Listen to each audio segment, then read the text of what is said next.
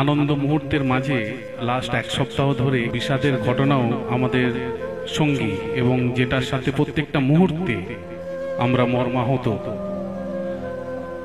এই কারণে আমার মনে হয় আজকের এই দিনে এই কথাটা বলা উপযুক্ত। তার কারণ হচ্ছে আমরা এমন একটা লোকশিল্পের মাধ্যমের সাথে যুক্ত আছি যার মূল উদ্দেশ্য হলো মানুষের মাঝে লোকশিক্ষার মধ্য দিয়ে শিক্ষার আঙিনায় সমাজ চেতনার এবং সমাজ সংস্কারের পথে সমাজকে এগিয়ে নিয়ে যাওয়ার পথে একটা বড় ভূমিকা নেওয়া। এটা আমাদের একটা দায়িত্ব এবং কর্তব্য। যে কোনো ঘৃণ্য কাজই সমাজে আমাদের কাছে সত্যি লজ্জাকর, এবং এই লজ্জা মাথা আমাদেরকে হেট করে দেয়। আমাদের মধ্যে আমরা যেমন ভালো কিছুর সাথে এগিয়ে যেতে চাই, ঠিক তেমনি কিছু বিষাদ ঘটনা এমন কিছু ঘটে যেটা আমাদেরকে ভেতর থেকে নাড়িয়ে দেয়, এবং সেই ঘটনা আজকে আমাদের পশ্চিমবাংলার বুকে ঘটেছে। তাই কোনো রাজনীতি নয়, ধর্ম নয়, বর্ণ নয়, সব কিছু নির্বিশেষে আমরা চাই ওই বিদেহী আত্মার শান্তি, এবং আমরা চাই উনি যেখানেই থাকুন যেন ভালো থাকে।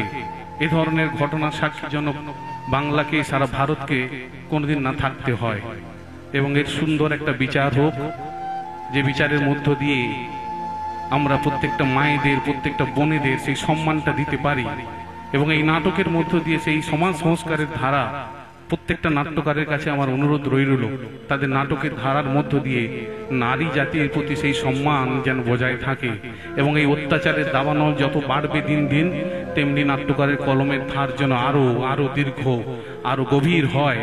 এই সমাজের থেকে এই ক্ষতগুলোকে কিভাবে দূর করা যায়। আমার অনুরোধ, সবার কাছ থেকে 1 মিনিট সময় নেব। এই মুহূর্তে সবাই একটু নীরবতা পালন করি। আমরা যে ঘটনা ঘটেছে আরটি করে, সেই জিনিস যেন আর দ্বিতীয়বার না হয়, তার বিদেহী আত্মার প্রতি শান্তি কামনা করে আমরা 1 মিনিট নীরবতা পালন করব। সময় শুরু হচ্ছে।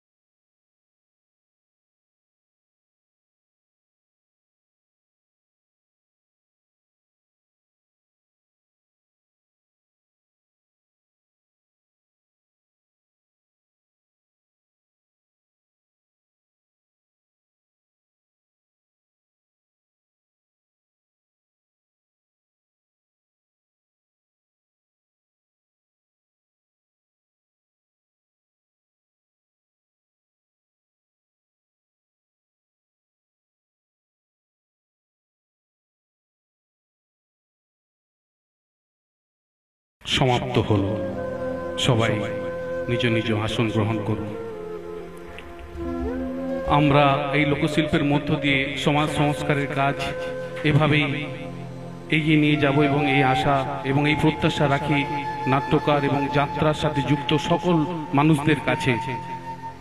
এই ঘটনা যেন দ্বিতীয়বার না হয়, আমাদেরকে আমাদের আশেপাশে সমাজের মধ্যে ঘটে যাওয়া ঘটনাগুলোকে যাতে না হয়, সেই জন্য আমাদেরকে রুখে দাঁড়াতে হবে, এবং সেই ভূমিকা যেন আমাদের প্রত্যেকের থাকে। না হলে সেই দিন বেশি নেই যেদিন আমার বাড়ির মা বোনেদের সাথেও এরকম হতে পারে। আমার বাড়ির আশেপাশে অন্যের হয়েছে বলে আজকে যদি চুপ করে থাকি, কোনো একদিন আমার উপরে সেই খাড়া নেমে আসবে। তাই ভবিষ্যৎ প্রজন্মকে ভালো রাখার জন্য আমাদেরকে দৃঢ় সংকল্প হতে হবে।